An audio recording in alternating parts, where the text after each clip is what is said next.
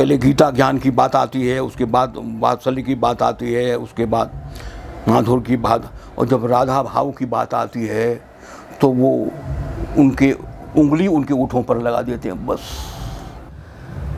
चैतन्य प्रभु का जो मुख्य, उन्होंने भागवत का पूरा पूरा आधार तो ग्रहण कर लिया है, वो भागवत को उन्होंने पूरा पूरा प्रमाण माना है, लेकिन चैतन्य महाप्रभु बहुत घूमे थे, दक्षिण भी गए थे, भारत भ्रमण किया था। मैं चैतन्य को क्रांतिकारी मानता हूँ भाई साहब। इन लोगों ने चाहे ये आलोचक फालोचक हों और चाहे जो है वो ये इतिहास के विधाता हों, इन्होंने जो है उस देश काल में रख कर के चैतन्य को नहीं देखा।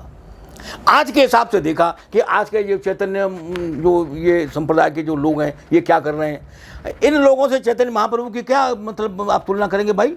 हैं? आज के पोप से आप ईसा मसीह को जान सकेंगे? हैं? आज के मुल्ला से आप मोहम्मद साहब को जान सकेंगे? आज के महास्थविर से आप महात्मा बुद्ध को जान सकेंगे?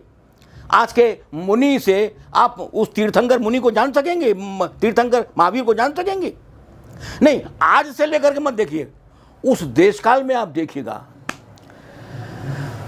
तो वो उद्भट पंडित था, न्याय शास्त्र का न्यायविद, वो तो अध्यापक था। चैतन्य महाप्रभु जो है वो तो ये अध्यापक थे, वो जो है न्याय दर्शन के, है ना, और नास्तिक भी थे, है ना। वहाँ लोग जाया करते तो कहते किम वैष्णवत्वम, क्या है वैष्णवता। वो जो आचार्य जाते थे ना तो उनके पीछे लग जाते थे और उनसे कहते शास्त्रार्थ करो, किम वैष्णवत्वम, वैष्णवता क्या है, इस प्रकार का प्रश्न करते थे। और वो वैष्णवता का प्रतिपादक बना। देखिए ऐसे ही नहीं बन गया, किताब पढ़ के नहीं बना। हाँ, किताब जो है, देखिए किताब साधन तो है ज्ञान का, लेकिन किताब समग्र ज्ञान नहीं है, एक प्रतीक मात्र है, एक नक्शा मात्र है। वो घूमे, दक्षिण दिशा में गए। ब्रज में तो बाद में आए थे, ब्रज में तो कई बार जो है कभी कभी संकल्प करके कैंसिल भी हो गया उनका आना जाना, बाद में फिर आए।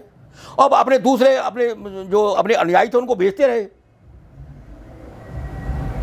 वृंदावनम मां त्यजो, देखो पानी पी करके रह लेना, जूठा खा करके बासी खा करके रह लेना, वृंदावनम मां त्यजो, वृंदावन जा रहे हो वृंदावन को छोड़ करके मत आना। ये अपने अनुयायी जो प्रारंभ में जो आए हुए अनुयायी थे उनको उन्होंने दीक्षा दी थी कि वापस मत आना, वृंदावनम मां त्यजो। तो वहाँ जो है पहले तो ये जो असम मणिपुर वाला जो ये इलाका है, पहले तो वो यहाँ घूमे और उसके बाद में वो दक्षिण चले गए हैं और उन्होंने ये देखा। और वहाँ उनके संवाद का भी वर्णन है एक जगह पर, चैतन्य चरितामृत है वहाँ, तो उसमें उन्होंने जब पूछा है तो एक एक क्रम से वो बढ़े हैं। और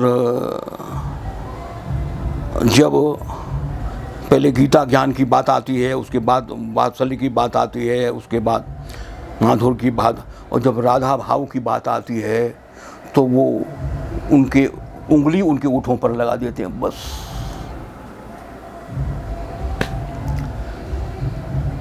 माधुर्य की जो पराकाष्ठा है, माधुर्य की पराकाष्ठा की बात जब आई तब उन्होंने उंगली लगा दी, है ना। तो उनका जो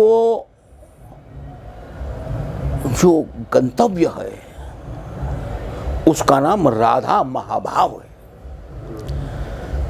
राधा महाभाव, राधा क्या है? महाभाव, है ना। तो राधा महाभाव के उपासक थे। बाकी सारी चीजें देखो सीढ़ियां हैं, सब उन्होंने वो दुष्टों को मारा, ठीक है, दुष्टों को मारा, उन्होंने अघासुर बकासुर को मारा, ठीक है, ठीक है, ठीक है ना, वात्सल्य भाव, ठीक है, ठीक है। लेकिन जब महाभाव पर, राधा के महाभाव पर आ जाते थे तो उनका जो आराध्य है, उनकी जो पराकाष्ठा है उपासना की, वो राधा महाभाव जाती है। जैसे ये स्वामी हरदास जी निकुंज पर जाते हैं ना, निकुंज भाव है वहाँ वो एक हो जाते हैं, ये राधा महाभाव पर एक हो जाते हैं। तो राधा पराकाष्ठा है। राधा रमण की जो बात आप कर रहे हैं ना, राधा रमण की आपने बात करी ना, तो चैतन्य महाप्रभु का जो जो जो प्रतिपाद्य है, जो उपास्य तत्व है, गुह्य उपास्य,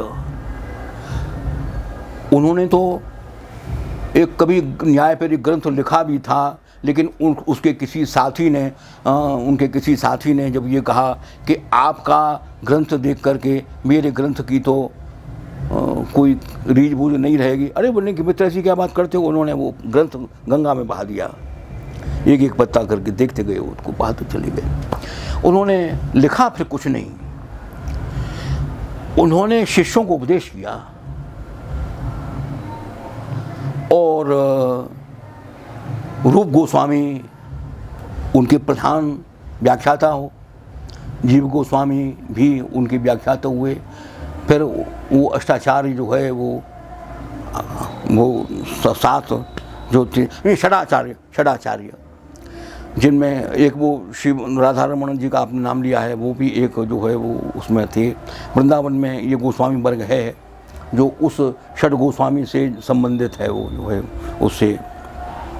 तो राधा रमण जो है वो चूँकि राधा महाभाव के प्रतिपादक हैं, तो इसलिए जो राधा रमण जो है वो उनकी चरम स्थिति है उनकी उपासना की। सच्चाई एक बात और बताएं आज यहाँ कि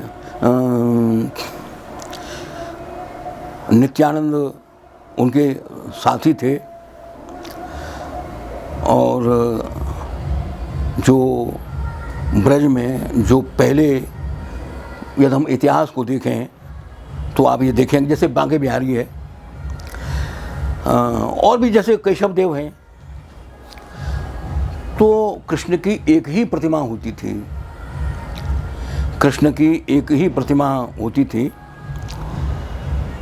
वो जब उनकी जो पत्नी जो थी नित्यानंद प्रभु की, जब वो आई, उन्होंने देखा कि राधा नहीं है, तो उन्होंने वहाँ से बंगाल से रचना, मूर्ति की रचना कर कर के उन्होंने वो जो प्रतिमाएं थीं वो ब्रज में भिजवाई। कि नहीं, कृष्ण अकेले नहीं, कृष्ण युगल राधा के साथ, राधा महाभाव है वहाँ, तो उन्होंने राधा की प्रतिमाएं बनवा करके भिजवाई। ये देखिए मध्यकालीन जो धर्म साधना जो हजारी प्रसाद द्विवेदी की है ना, वो जो है वो मैं आपको उसका रेफरेंस दूं, वो हजारी प्रसाद द्विवेदी ने इस बात को लिखा है, और अपने रस देश में मैंने भी लिखा है। जाह्नवी देवी उनका नाम था।